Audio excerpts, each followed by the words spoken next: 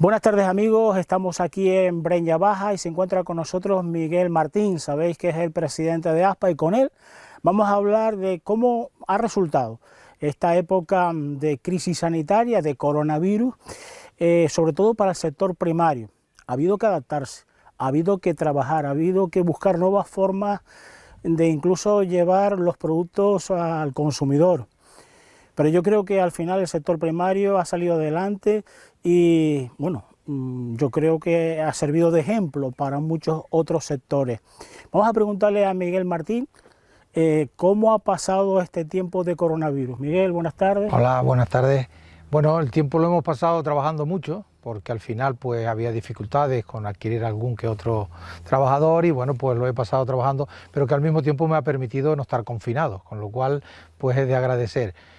Trabajando con mucha responsabilidad, no yo solo, sino todo el resto de agricultores y ganaderos de esta isla, porque al final nos tocaba, éramos un sector estratégico, era un sector que tenía que seguir produciendo, para este momento donde que estábamos confinados y que había que llevar alimentos a los supermercados, pero también teníamos que seguir cultivando de cara a un futuro, porque lógicamente lo que cuidamos ahora es lo que cosechamos a posteriori. Por lo tanto, la necesidad de cuidarlo y de atenderlo pues nos ha permitido estar trabajando, pero ya digo, con mucha responsabilidad, porque si lo analizamos, no es un sector donde hay muchos enfermos, y bueno, yo creo que eso nos satisface y nos enorgullece de saber responder a ese llamamiento sanitario y afrontar esta situación que ha sido tremendamente anómala y que esperemos que al final pues podamos salir de ella pronto y que al final entremos en la normalidad. Pero sí que creo que tenemos que hacer una reflexión de que esto nos ha dicho que tenemos que ser más despensas y yo creo que tenemos que aprovechar esas iniciativas que han habido ahora en distintos sectores, que seguramente lo comentaremos ahora a lo largo de la entrevista, y esas diferencias, esas iniciativas que han habido, tenemos que aprovecharlas de cara a un futuro que nos permitan de alguna manera de ese objetivo que nos hemos marcado en ASPA desde siempre, que es ser más despensas. Yo creo que el Ministerio de Agricultura, la Consejería y también desde el Cabildo Insulares fueron muy rápidos a la hora de, y sobre todo el Ministerio, de decirle al sector primario, no, ustedes son fundamentales, ustedes pueden ir al campo, ustedes tienen que buscar la manera de que los alimentos se sigan produciendo y que el consumidor los tenga en las líneas de los supermercados. Yo creo que esa fue la medida fundamental. Aparte de eso, las campañas que se hicieron para un poco intentar trabajar con los mercadillos, con el producto local, que yo creo que fue muy importante, ¿no? Sí, bueno, yo creo que era una medida que había que hacerla así, porque si no, la sensación de desabastecimiento hubiese llegado a colapsar a todos los supermercados. Pero aparte de eso, en islas como esta, donde al final la gente respondió, el ciudadano respondió al llamamiento de consumir el producto de aquí, pues hemos tenido menos crisis que en otras islas, porque precisamente no dependemos tanto del sector turístico. Esa iniciativa, por ejemplo, Huevos en Fuerteventura, donde se dependía totalmente del sector turístico, pues lo han pasado con muchas más dificultades. Aquí ha habido dificultades en las próteas, en alguna parte del ganado, en algunos que otros cultivos, pero sinceramente la crisis es menor, con lo cual si vienen las ayudas que ha planteado el Cabildo, pues podemos pensar que hemos salido de lo mejor posible en esta situación anómala. No obstante, tenemos en la isla un problema de sequía, que también comentaremos seguro, que ahí está y que ese problema sí que no se nos ha ido y es el mayor problema que tenemos hoy en la isla de La Palma. Fundamental fue los mercadillos y fundamental también fue que muchos agricultores de esos mercadillos, cuando estaban cerrados, pudieran, bueno, pues llevar directamente en cajitas esos productos al consumidor, ¿no? Sí, pues ya te digo que todo tenemos que analizar en profundidad todo lo que hemos cada uno hecho, porque ese invento de llevar a las casas, pues tal vez tenemos que seguirlo manteniendo. Efectivamente. Esa manera de tal vez vender ese queso por las casas, que también hubo queseros que lo hicieron, pues tal vez también tenemos que seguirlo manteniendo. Por lo tanto, yo creo que tenemos que reinventarnos para ver cómo podemos producir más. Lo que pasa es que tenemos que adquirir el compromiso de que después lo vamos a tener siempre, para que el consumidor se habitúe a tener ese producto fresco. Toda esa cercanía nos da una economía mucho más cercana y nos da una huella de carbono mucho menor, con lo cual yo creo que ahí es donde tenemos que incidir y decir, bueno, seamos más despensas. Pero ahí pasa porque las ayudas europeas sigan estando y bueno, pues ahora lo analizamos y tenemos un varapalo de Europa donde se dice que vamos a bajar un 10% y si bajamos un 10% pues difícilmente podemos nosotros afrontar una situación de seguir manteniendo esos pequeños cultivos que tendrían que estar potenciándose si queremos al final mantener una Europa que produzca. Si no, tendremos una Europa que no produce, por no producir ni mascarillas. Miguel, abundando en este tema de lo que se hizo en un momento pues adecuado, fue también intentar que, bueno, pues que la gente que nos vendía los quesos los pudiera madurar, no se perdiera y tuvieran un valor añadido. De ahí el acuerdo que se hizo con el Consejo Regulador para llevarlos a la central de las Moraditas, con Gasana en Garafía. Yo creo que eso fue un revulsivo para el sector quesero, ¿no? Sí, yo creo que tenemos que ver que esa es una situación nueva, que la gente puede adquirir un valor añadido y decir, bueno, parte de la producción la destino a esa maduración, en este caso ha sido casi que obligada, pero que al final pues tenemos que valorar todo ese tipo de cosas. Yo siempre digo que el agricultor, si obtiene sacar el mayor rendimiento de su producto porque hace un valor añadido a posteriori, y en este caso pues es la maduración un valor añadido, bienvenido sea. Seguirá habiendo otro agricultor, otro ganadero, que al final decide pues producir leche y venderla y punto. También es bueno, pero que yo creo que al final, cuando queremos llegar al consumidor final, tenemos que intentar tener toda una serie de productos. Y en este caso, pues tener un queso fresco y tener un queso madurado o semicurado, pues es interesante. Yo creo que es una iniciativa buena, que hay que valorarla, que hay que ver qué situación ha habido, pero ya digo que por suerte hemos plantado esas situaciones, pero tampoco es que hayamos tenido que poner muchísimo queso, que va a haber unas pérdidas, no. Por suerte el consumidor ha seguido manteniendo la producción de queso, se ha seguido manteniendo ese consumo de queso fresco, que a nosotros nos encanta, y al final pues de alguna manera u otra se ha seguido vendiendo. Eso es bueno. Es bueno porque ese equilibrio en la isla nos va a permitir posiblemente salir antes que cuando no hay ese desequilibrio, que en otras zonas pues posiblemente, ya digo, por la propia dependencia del turismo, pues tengan más desequilibrio. Porque bueno, el resto de los sectores, pues el vino está claro que al final ha tenido 2 meses que no ha tenido ventas, pero que puede recuperarse porque la cosecha es poca. El vino tiene otros problemas, ¿no? Yo creo que no es el problema del COVID el vino. Y yo creo que al final, pues de ese análisis que tenemos que hacer, es donde tenemos que ver si queremos que la isla siga siendo agrícola, que yo creo que sí, complementada con el resto de los sectores, pero yo creo que la isla de La Palma tiene que seguir siendo agrícola y para eso tenemos que trabajar en los próximos años muy duro y muy fuerte. Yo creo que sí, que tiene que seguir siendo agrícola y yo creo que la apuesta del Cabildo Insular, sobre todo con una modificación presupuestaria en la cual se pudo arrastrar dinero, no solo para todo el sistema socioeconómico de la isla, en muchas empresas que estaban con ERTE, sino también directamente para el sector primario, con una implicación importante, hace que estas empresas no decaigan y sigan adelante, ¿verdad? Sí, claro, porque lo que decíamos, es decir, tenemos que seguir manteniendo el nivel de empleo que tenemos en lo que es la producción agrícola.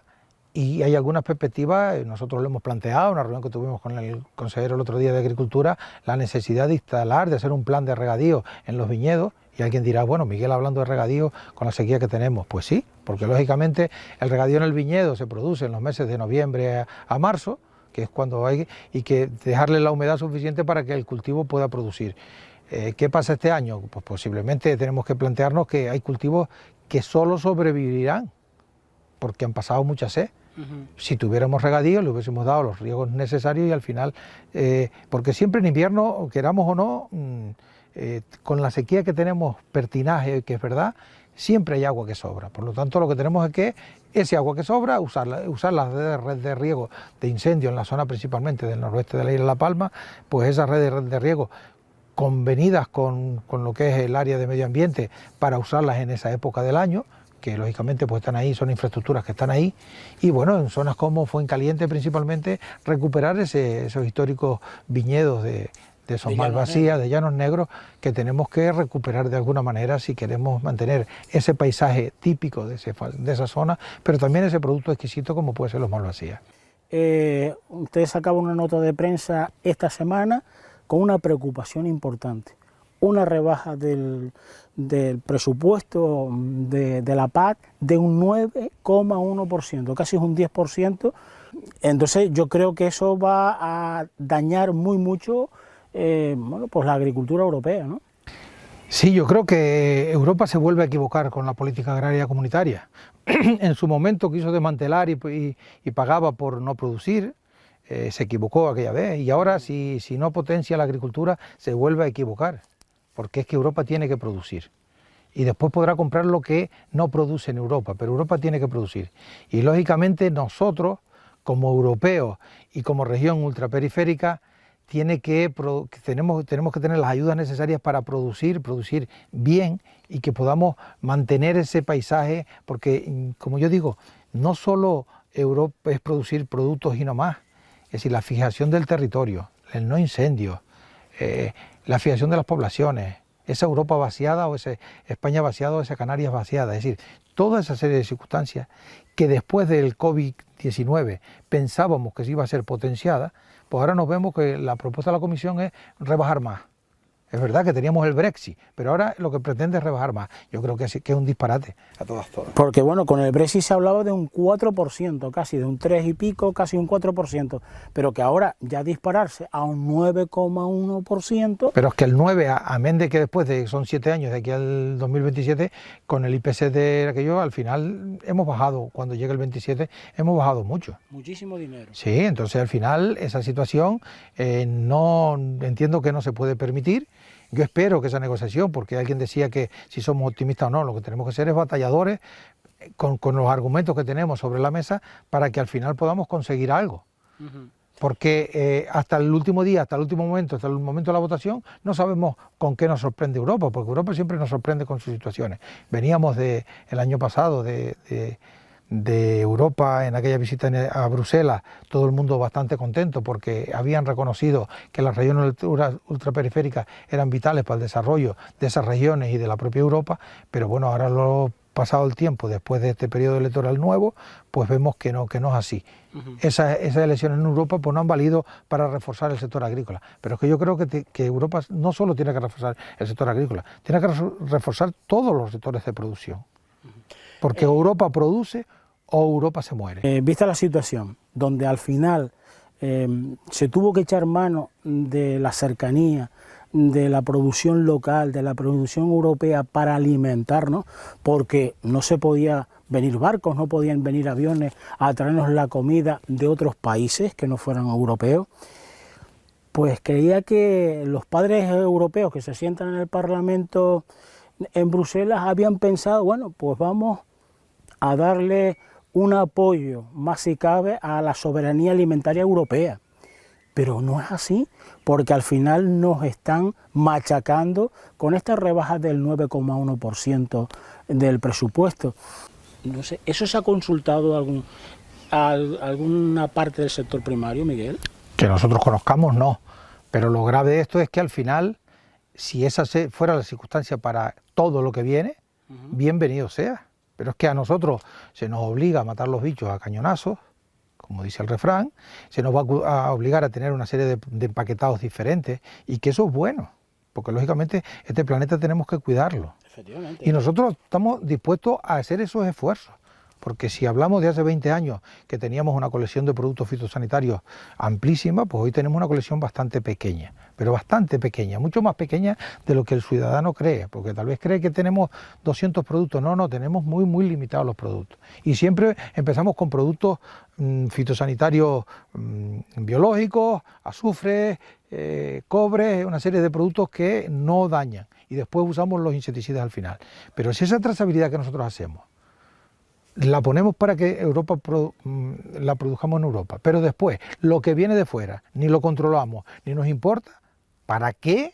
¿Qué estamos haciendo con esto? Porque encima Europa va a producir mucho menos y va a consumir mucho más de lo de fuera. Entonces vamos a poner la norma a lo de fuera. No, lo de fuera viene como viene, porque es de firmas que hemos hecho en mercados internacionales.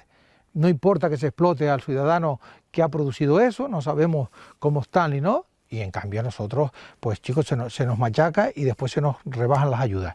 Pues son dos incongruencias que a mí me gustaría de verdad que los eurodiputados entiendan, porque es que tampoco, es que el sentido común, por lo visto, ha desaparecido en Europa. Yo creo que la Comisión ahí se ha equivocado y se sigue equivocando. Y no decimos que se equivoca con esta reducción hasta el año 2030 del 50% del producto fitosanitario. No, con eso no se equivoca. Nosotros comenzamos en el 2010 hasta el 2020 y lo hemos conseguido. Frutas certificadas, libros de campo, reducciones de tratamientos, lo hemos hecho y lo vamos a conseguir. Y además será bueno para la agricultura europea y más saludable para todos los, para el agricultor y para el consumidor europeo. En eso estamos totalmente de acuerdo. Lo que no estamos de acuerdo es lo que tú acabas de decir. Porque si se tiene dos varas de medir, Miguel, y los productos que vienen de Iberoamérica o de otros países vienen con una norma que dice bio y a nosotros aquí, por ejemplo, son ecológicos, pues no son iguales los bios y los ecológicos. Y lo que se considera allí una agricultura ecológica no es la que se considera aquí una agricultura ecológica, ni las normativas que se imponen allí no son iguales que aquí.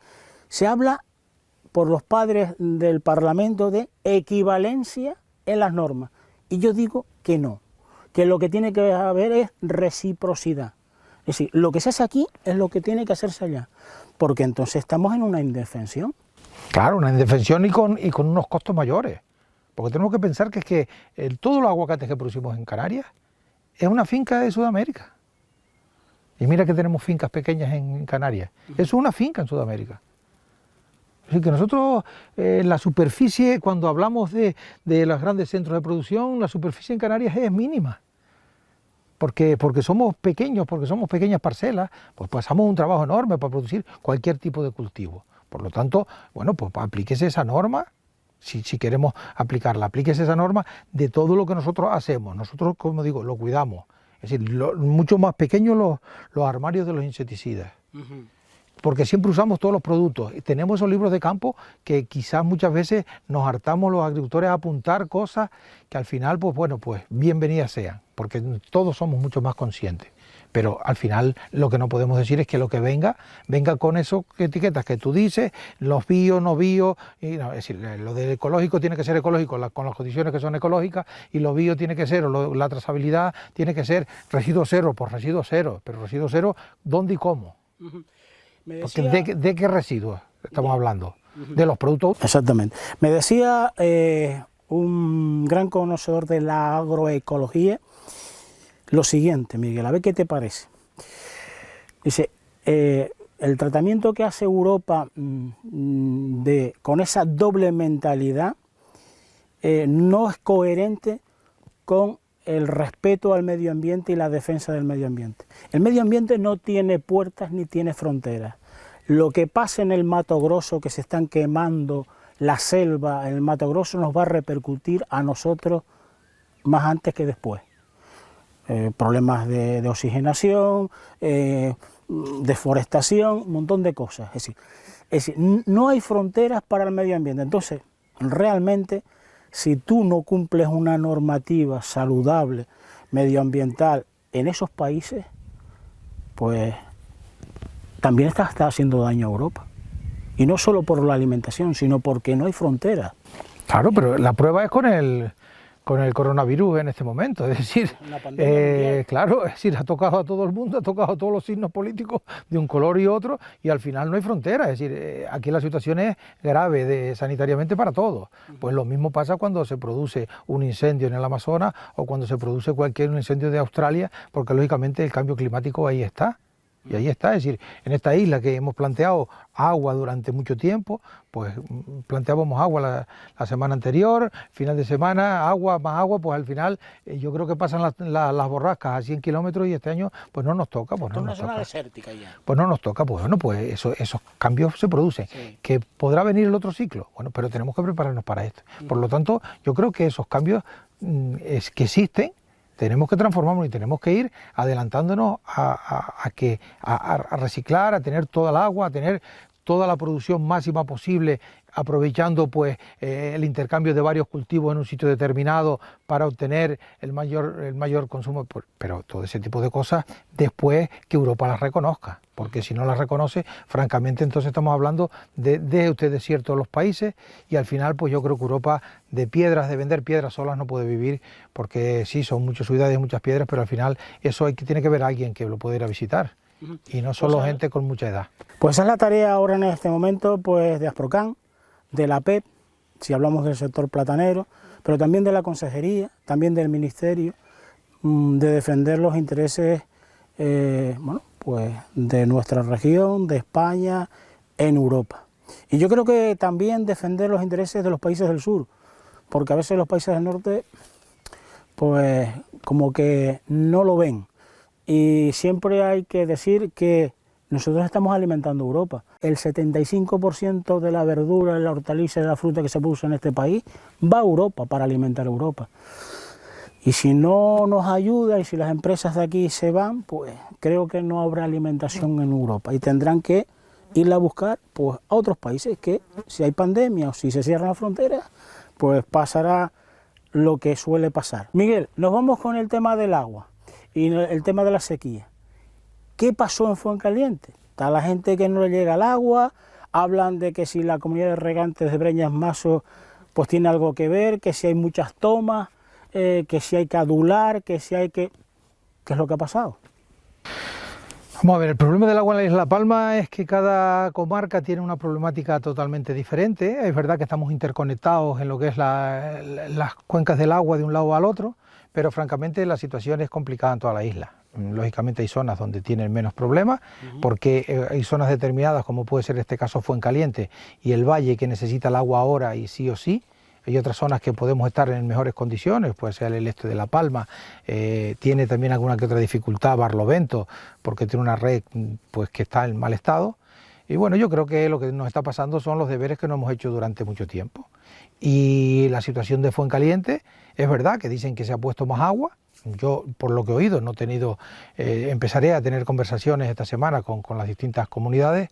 Lo que me decía el otro día en la reunión que tuvo con el consejero Carlos Cabrera, es verdad que se ha puesto más agua, pero que dicen que no llega. Bueno, es que tenemos que pensar que el canal de Barlovento a Fuencaliente tiene más de 1.200 tomas de agua. Más de 1.200 tomas. ¿Y eso no está adulado? No está... Eso está con un contador a demanda. ¿A demanda? A demanda. Así que la gente lo puede coger cuando... Sí, porque tal vez alguien tiene una casa en el monte y puso agua, pero tal vez ha colgado de esa casa una finquita que coge agua. Por lo tanto, si eso no hacemos una previsión, y yo creo que no se ha hecho la previsión, si no se ha hecho una previsión de gasto en el verano, en base a lo que ha gastado el año anterior, en base a preguntarle a ese señor, y eso es una función que cobra, ese agua la cobra la Comunidad de Fuencaliente, porque hay un convenio con el Consejo Insular que cobra ese agua a la Comunidad de Fuencaliente, pues esa previsión hay que tenerla. Posiblemente también habrá otros agujeros que no tienen contador. ¿Cuánto podrá haber de pérdidas? Casi un 10%. Estamos hablando de un 12 y un 13% de pérdidas en este momento del canal, pero que eso está asumido de alguna manera. Sí. Vale, pues entonces a partir de ahí todo lo que nos llega es que se está gastando. Ellos estaban esperando que les llegara como sobre 700 pipas y les está llegando 300 y poco. Todo lo que nos llega es que se está gastando. Entonces esa situación hay que buscarla, es verdad. Hay que ver dónde se puede dejar de consumir agua. Pero claro, todo esto viene en el mes de julio, sin haber llovido nada en los meses anteriores, y la situación se complica. Yo no quiero echar culpas a nadie, porque creo que aquí no es el momento de echar culpas a nadie. No. El momento es de buscar soluciones. Y tienen que hablar las comunidades, las distintas comunidades, la que pueda aportar agua, la que pueda aportar gestión. Tiene que hablar, el propio consejero tiene que ser el mediador de toda esta situación, porque es quien puede coordinar, el propio Consejo Insular, y todas las organizaciones profesionales que estamos alrededor, pues colaborando para buscar soluciones al problema, tanto el problema de Fuencaliente, que hay que buscar una solución pronto, como el resto de los problemas, y buscar y cruzar los dedos para que los pozos empiecen a elevar agua cuanto antes. Porque está claro que el Roque tiene que empezar a elevar agua pronto, que el Pozo del Carmen tiene que elevar agua y el Pozo de Tenagua tiene que elevar más agua ahora en este momento. Me decía el consejero José Adrián que posiblemente ya a finales del mes de julio estaría ya el Pozo del Roque y el otro muy próximo, el Carmen estaría muy próximo también a principios de agosto. Hombre, eso podría solucionar gran parte del problema, ¿no? Sí, claro, pero que el problema es que existe hoy. Entonces tenemos que de aquí a todo el mes de julio, de junio y parte de julio, tenemos que ver cómo lo solventamos. Ajá. Pero ya digo que lo que tenemos es que sentarnos, ver quién puede disponer de agua y ver dónde podemos ahorrar agua. Dicen que se ha turnado el agua ahora, que se ha puesto por turno y que al final se ha empezado a recuperar algunas pipas. No sé cuántas son, porque no tengo un diálogo permanente con las distintas comunidades, porque al final no nos daría el tiempo de gestión para estar todo el día hablando con uno con otro, que nos den soluciones, pero que yo creo que al final lo que necesitamos es que, bueno, que se incorporen más pipas, bien, que controlemos los riegos, bien, pero que después al final no estemos comparando que si fulanito riega más o riega menos. Es decir, yo pongo el agua en mi tanque y riego como yo crea conveniente. Yo puedo regar a 10 días, habrá otro que está al lado que riega 5, pero tal vez está gastando la misma agua, porque lo que tenemos que ver es que qué agua estamos gastando en las comarcas para los distintos cultivos. Y posiblemente, sin tener datos fehacientes claros de decir, posiblemente estemos poniéndole aquí la misma cantidad de agua que la que se puede estar usando en Fuencaliente o en el Valle.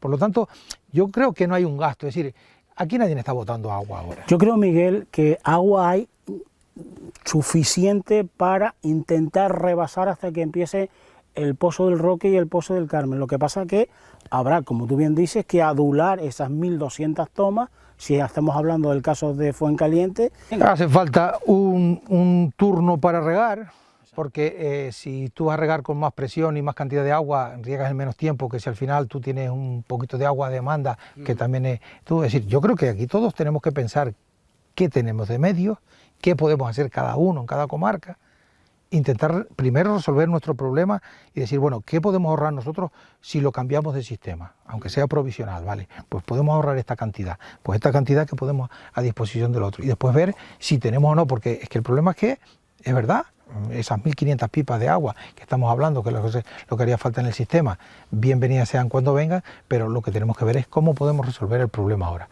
Pero yo digo, no me oirán en ningún momento decir que la culpa es de uno o del otro, sino lo que yo propongo desde nuestra organización es mirar al futuro, pero mirar al futuro buscando soluciones. Buscando soluciones. Sentémonos en la mesa el tiempo que sea necesario para buscar soluciones. Efectivamente, sí, señor. Porque si no buscamos soluciones, nada hemos hecho. Y que de una vez por todas los técnicos, que espero que hayan podido entrar la semana anterior, que hayan podido entrar y si no que hayan entrado los técnicos para ver si de verdad el túnel de trasvase, tal vez tengamos que abrir lo que tenemos, podemos o no ampliar ese túnel de trasvase que ya habrá tiempo de poderlo cerrar, pues tal vez tenemos que darle un poco por una boca, tal vez tenemos que darle por la otra, que ya habrá tiempo de poderlo cerrar, porque después hay una serie de cosas que tenemos que hacer a más largo plazo, pero para colmo. Después de todas estas circunstancias, por ejemplo, tenemos que poner que el sifón de la hidráulica de las Nieves pues ha sido recurrido por una empresa con todo su derecho a entender que fue mal adjudicado y a producirse un recurso. Estamos dentro de un Estado de Derecho y por lo tanto todo el mundo tiene derecho a defenderse, pero para colmo va a haber un retraso en la ejecución de esa obra. Es decir, que encima pues nos crecen los enanos, como diría el refrán. Bueno, pues claro, porque lógicamente es una obra que podía estar trabajándose y que el año próximo pues podíamos estar disponiendo de parte de ese agua mucho más barata, porque al final se iba a elevar pues sin costo alguno. Y el ahorro de toda del agua, que ahora mismo que cada vez que hay un desprendimiento pues se pierde una cantidad de agua de esas comunidades. Bueno, pues esas son las circunstancias, pero yo creo que tengo que analizarlo, y yo le pedí el otro día al consejero Carlos Cabrera la necesidad de hacer una comisión de gobierno, una junta general, ya desde que pueda, por lo menos posiblemente la comisión de gobierno, que somos muchos menos, pues podamos estar en un salón amplio con las distancias, con las medidas correctoras, que nos podamos ver todos y analizar la situación de cómo estamos todos, porque es verdad, él tiene mucha más información, el Consejo Insular tiene mucha más información y nosotros, los miembros del Consejo, tenemos la información que nos van llegando a través de las comunidades, de los socios, pero que a veces no es la real, o que no sepamos cronológicamente en qué estado estamos. Pues mira, cronológicamente vamos a empezar tal día con esta cosa, después con lo otro, y a posteriori buscar agua, porque lógicamente la situación de la gravedad del agua en la Isla Palma pues es extrema. Sí, lo primero de todo, bueno, yo creo que es poner sobre la mesa toda esa información que hay de los técnicos sobre el túnel de trasvase, ver la posibilidad, si se puede ampliar, porque eso podría ser una de las soluciones. También apuntaba el Consejo Insular de Aguas de, bueno, pues potenciar con una parte terciaria la depuración de las aguas residuales del valle, que son casi 500 pipas de agua, es decir, que se pueden aportar al sistema. Pero sale para el año próximo. Pero no sale para el año próximo, porque eso lleva a un terciario. Claro. Pero Miguel, tú apuntabas no hace mucho tiempo otra asignatura pendiente, y que a los palmeros parece que se nos enroncha la piel, las desaladoras. Hay que tener desaladoras en esta isla. Yo lo que creo que tenemos que tener son los estudios y la viabilidad, si son o no viables, en el sentido de decir, bueno, vamos a ver, tenemos que ponerlo, la desaladora en esta circunstancia, en esta situación, que no nos gustan, ¿vale? Pero muchas veces tenemos que hacer cosas que tal vez no nos gusten todo lo que queramos, pero tenemos que tener la posibilidad. Que tenemos el estudio hecho y que al final cambia ciclo, tenemos más agua y podemos, o por los ahorros que hagamos, porque otra asignatura pendiente son los sistemas de riego. Es decir, si los sistemas de riego en las comarcas, léase las Breñas Masos, léase la comarca de los sauces, que se ponga el sistema de riego nuevo, léase algunas comarcas como pueden ser Barlovento y Punta Gorda, y ponemos sistemas, optimizamos, ahorramos agua, con lo cual la vamos a tener en el sistema. Y ahora mismo pasa por la reactivación de pozos. Y seguir estudiando el túnel de trasvase, que yo creo que puede ser una alternativa real, seria, y que nosotros vamos a plantear en el próximo Consejo Insular de Agua, que de una vez por todas se le encargue al colegio oficial correspondiente, no digo cuál, que se le encargue al colegio oficial correspondiente, a 2 o 3 técnicos del colegio, se le encargue un estudio alternativo que estudie los estudios que hicieron los propios ponentes, unos a favor y otros en contra, y que se analice y se diga, oiga, esto puesto sobre la mesa tiene esta realidad. Porque ahora mismo no sabemos si se nos está engañando o no se nos está engañando, porque hay quien dice que más allá hay mucha agua y no hay agua, o viceversa. Por lo tanto, yo lo que creo es que al final tenemos que tener, para tomar una decisión equilibrada, los miembros del Consejo, es toda la información. Y yo creo que ahora mismo pasa por esa situación. Y esa situación yo la he propuesto de palabra, la vamos a proponer en el próximo Consejo Insular de Agua, de la propia iniciativa del Consejo, si lo cree conveniente, de que se haga ese estudio. Tardemos 2 o 3 meses, lo que sea, pero que al final podamos decir, bueno, vamos a decidir de verdad con el túnel de trasvase. Porque si no, al final no tomaremos decisiones de cara a un futuro, y yo creo que son necesarias para el desarrollo. Y a veces, Miguel, tampoco se ha tenido en cuenta otro factor, que es la población. Porque muchas veces, bueno, pues hablamos de nosotros, el sector primario, los agricultores, que no hace falta agua, pero esos estudios hay que tenerlos sobre la mesa y que sean estudios fiables, porque si dañamos el agua que se está sacando para una población de más de 20.000 habitantes en los Llanos Airanes, más otros 7.000 de Tazacorte, y ponemos en problemas el agua potable de esos 2 municipios, más lo que se pueda sacar para otros municipios, sería grave. Yo creo que las cosas hay que hacerlas bien hechas, tener todo el estudio sobre la mesa, ver las posibilidades que no vaya a dañar el agua potable de esos 2 municipios, porque hasta no hace mucho tiempo, anterior al túnel de trasvase, había que comprarle en verano agua a las haciendas para poder dar agua a la población. Que el túnel de trasvase, es verdad, es la mayor galería de Canarias y solucionó gran parte del problema. Es decir, tenemos que pensar que se surte del túnel de trasvase parte de Maso y Fuencaliente, que se surte del túnel de trasvase El Paso, Los Llanos y Tazacorte, como población, y con lo cual es más de la mitad de la población de la isla se surte del túnel de trasvase. Esa es una situación que está ahí y que tenemos que valorar. Lo que pasa es que posiblemente nos dio agua, nos acomodamos, gastamos el agua que no teníamos, porque Los Llanos gastó el agua, ahora se ha recuperado, y hay que poner en valor de que el esfuerzo que ha hecho la corporación y el propio Consejo Insular de Agua para poner en valor, pues tenemos que seguir viendo las redes municipales, a ver dónde hay pérdida en las redes municipales, y seguir haciendo los convenios que se han hecho con el Ayuntamiento de Los Llanos para que se ahorre. Es decir, hay quien dice que en Tazacorte se pierde, yo no lo sé. Hay quien dice que en Barlovento se pierde, yo no lo sé. Hay otros municipios que están más controlados porque los explota la iniciativa privada y se ha cuestionado que en los últimos años lo que han hecho es reducir esas pérdidas que había, esos tuberías viejas, precisamente porque le interesa a la propia empresa que lo explota, bueno, pero que yo creo que tenemos que seguir viendo dónde podemos ahorrar ese agua, esas 50 pipas, esas 100, esas 25, esas 10. Porque yo siempre digo, y quiero que quede claro aquí, es que si derrochamos agua, un agricultor la derrochan todos, y si ahorramos agua, aunque sea uno, sean dos, la ahorramos todos, porque al final el sistema lo podemos interconectar, estamos interconectados prácticamente, Sí. con elevaciones, sin elevaciones, estamos interconectados. Es decir, lo que pasa es que tenemos un año tremendamente atípico, porque a esta altura la presa Barlovento nunca había estado como está en este momento.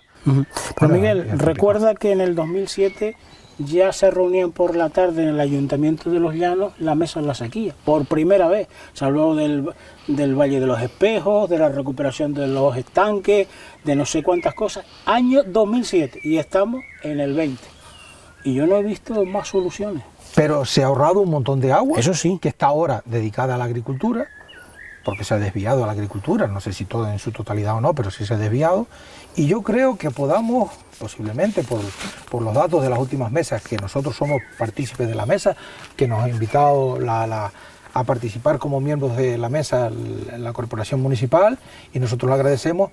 Yo creo que podemos estar en que podemos ahorrar 30 o 40 pipas más, pero ya con una infraestructura, porque hemos ido dando pasos importantísimos en Los Llanos y ya estamos ahorrando un nivel de agua importante. Importantísimo. Pues vamos a ver si hay algunas otras zonas que puedan tenerlo, que no es que por el motivo que sea, porque las redes son viejas, por los motivos que sea. Yo no estoy buscando aquí por qué motivo y qué ayuntamiento que no. Bueno, pues donde se esté perdiendo, vamos a darle los convenios que se le han dado al Ayuntamiento de Los Llanos para que al final puedan actualizar y tener el gasto menor de agua. Pues todo eso que ahorramos agua, un minuto aquí, un minuto allí, al final es agua que podemos poner en el sistema, porque tenemos que pensar que el 88% del agua de esta isla se gasta en agricultura.